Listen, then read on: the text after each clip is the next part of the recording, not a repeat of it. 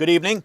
I'm Gary Franchi, Next News Network Chief White House Correspondent, delivering the latest White House news from the past 24 hours in partnership with Trump Daily Post.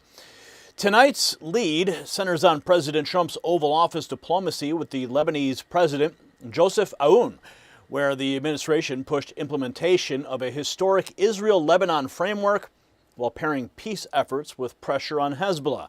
We'll also walk through the president's remarks on Iran, his plans to honor 3 fallen U.S. troops at Dover, and the White House push on jobs, tax relief, and election integrity.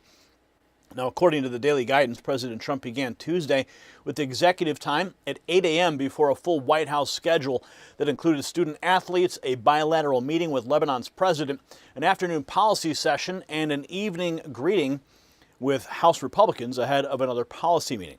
At 10 a.m., the president greeted student athletes from Denison University in an event that was closed to the press. Then at 11 a.m., Lebanese President Joseph Aoun arrived at the White House for a high-level meeting with President Trump, underscoring a day focused on diplomacy and regional stability. In early remarks tied to that visit, President Trump praised Lebanon as a mistreated country with great intellect and pledged strong U.S. help as both sides work to deepen bilateral ties. During the same exchange, President Trump said Lebanon has been mistreated for a long time and cast the framework under discussion as a path towards peace and stability. And from there, the president broadened the conversation to regional security, warning that any Houthi blockade in the Red Sea would be handled if it materialized. Then he announced plans to travel to Dover Air Force Base to attend the dignified transfer of 3 U.S. troops killed in the Middle East, calling it an important duty to pay respects. Defense Secretary, or Department of War Secretary Pete Hegseth, also stressed that Iran has had every chance to come to the table, while President Trump described the blockade against Iran as a steel wall. In additional remarks, President Trump said the United States is not leaving the region now and made clear that any new Iranian nuclear site would be struck if necessary. He also said he is willing to speak with Hezbollah, emphasizing he's open to talking to everyone if it advances American interests and security. On trade, the president said he's still weighing tariffs on Canada, initially tying the pressure to poor forestry management amid wildfire concerns. He followed with a tougher warning on Iran, comparing the challenge to Venezuela, but calling Iran the bigger and more complex threat. On nuclear issues, President Trump said he is less focused on centrifuges than on nuclear material itself, and he flagged coming activity around what he called Pickaxe Mountain. As the gaggle wrapped at 11:42 a.m., the president also floated the possibility of direct flights between the United States and Lebanon. A routine pool update then circulated details from the news conference and follow-up materials as the morning event cycle closed.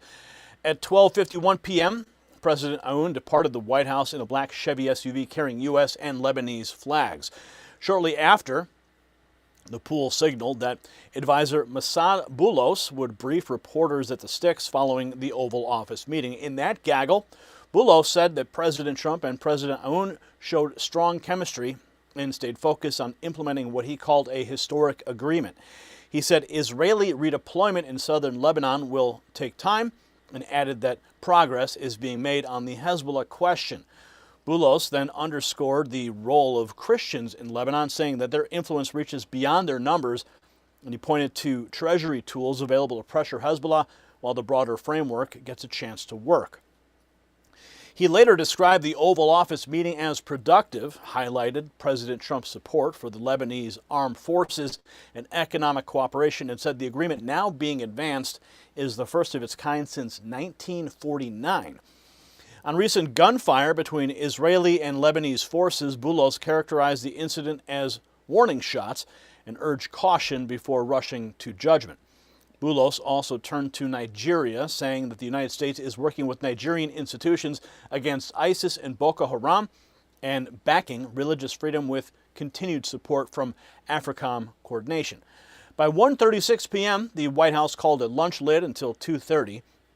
In a White House statement issued later in the day, the administration marked the one-year anniversary of President Trump's Working Families tax cuts, crediting the law with sustaining nearly 6 million manufacturing jobs, preserving more than $1 trillion in output, and protecting $540 billion in wages across all 50 states. The administration highlighted full expensing for equipment and machinery, immediate R&D expensing, and full deductions for new and expanded factories as the engine behind the manufacturing revival.